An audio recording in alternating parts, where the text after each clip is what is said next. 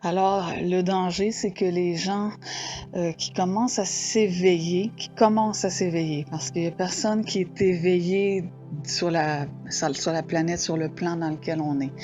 Quand vous entendez des gens qui disent qu'ils sont éveillés, s'ils étaient réveillés, éveillés, ils seraient complètement sortis de la matrice. Donc, on est dans un état d'endormissement, mais certaines fois, on peut avoir des moments de lucidité, des moments de conscience, et c'est dans ces moments-là qu'on peut justement faire la connexion avec notre esprit et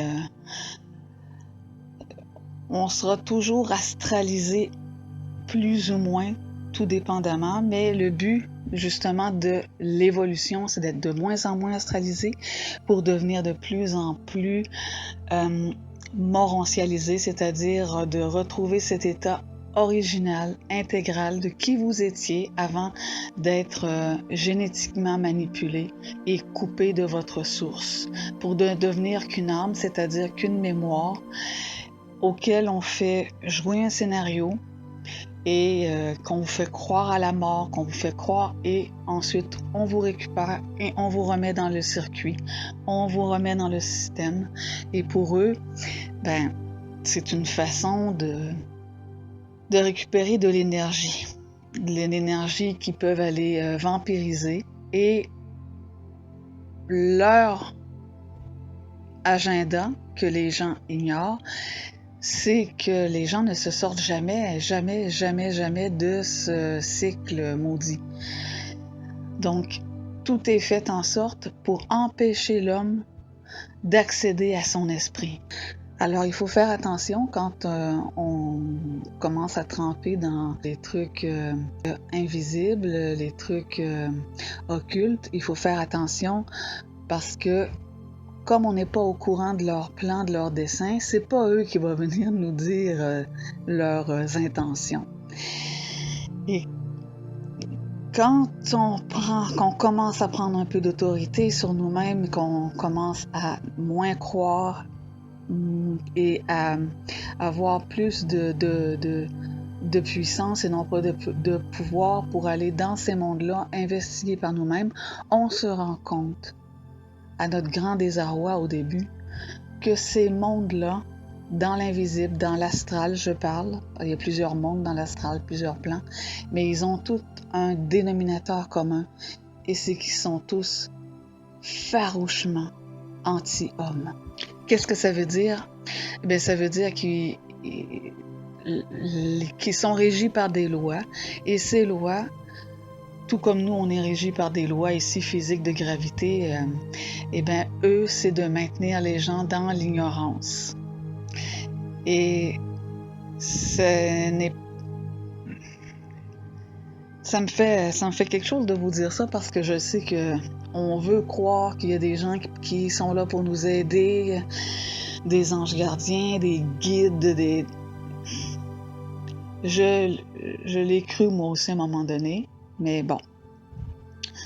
Il n'y a rien de tout ça qui existe, de réel, et il va falloir que l'homme ne puisse se sauver que par lui-même, en fin de compte, par son esprit.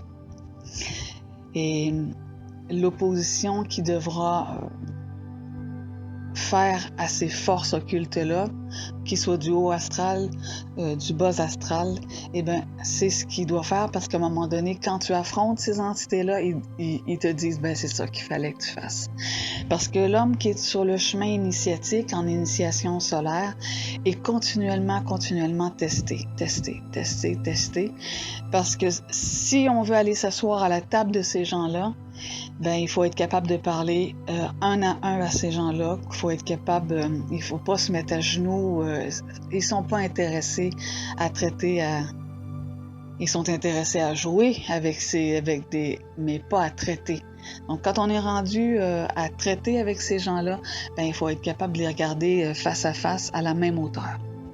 Donc, l'homme est manipulé sur tous les plans, tous les bords, tous les côtés.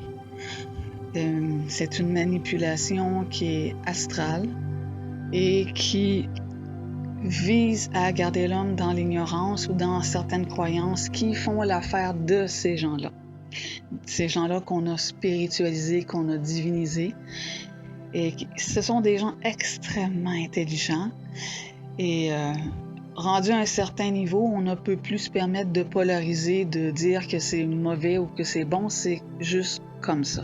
Donc ces gens-là qui sont très intelligents ont une technologie qui leur ont permis justement de créer ces sous-mondes-là dans lesquels on vit dans un sous-monde et qu'ils manipulent comme un script, comme un film, et que lorsque on s'incarne, il nous donne une certaine programmation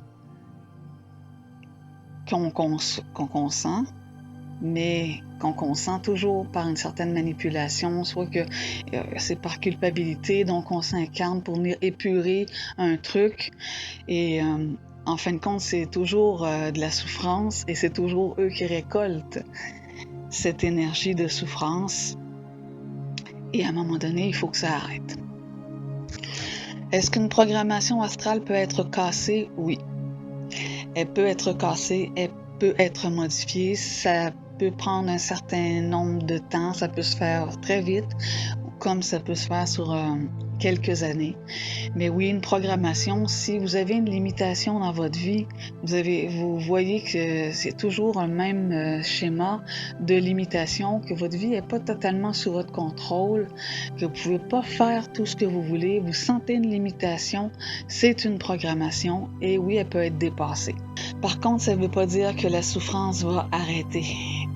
Tant que vous allez être incarné, il va avoir une certaine souffrance toujours, mais à la différence que l'homme inconscient la subit, tandis que l'homme conscient, ce n'est plus une programmation. Maintenant, il rentre en initiation, ce qu'on appelle une initiation solaire.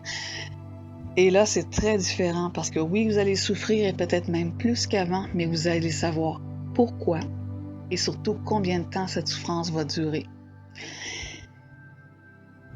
Et vous n'allez pas l'accepter parce que c'est inacceptable, mais vous allez être capable de l'absorber et de passer au travers, et cette souffrance ne reviendra plus jamais. Au contraire de l'homme de l'involution, de l'homme astralisé qui souffre perpétuellement de toujours les mêmes souffrances. Alors c'est vraiment primordial de savoir tout ça. Si vous venez en contact avec ces vidéos-là, c'est qu'il y a vraiment... C'est votre esprit qui vous pousse à venir... c'est votre ajusteur de pensée plutôt auquel je vais pouvoir vous parler dans les prochaines vidéos, qui vous met en contact avec cet enseignement qui est vraiment nouveau parce que qui n'est pas spirituel, qui n'est pas religieux, qui est plutôt même presque scientifique et qui amène une nouvelle ère d'intelligence. L'homme de la 6e race ne sera pas quelqu'un, souvent les gens disent « Ah, c'est trop mental, c'est trop froid, les gens aiment ça, être baignés dans l'émotion ». Ça ne veut pas dire que on n'a plus d'émotion. C'est que l'émotion n'est plus astrale, elle n'est plus... elle est intelligente. Ce n'est pas un débordement. Donc, c'est très important à savoir parce que, oui, c'est un peu plus froid, mais ça ne veut pas dire que c'est dénudé d'émotion non plus.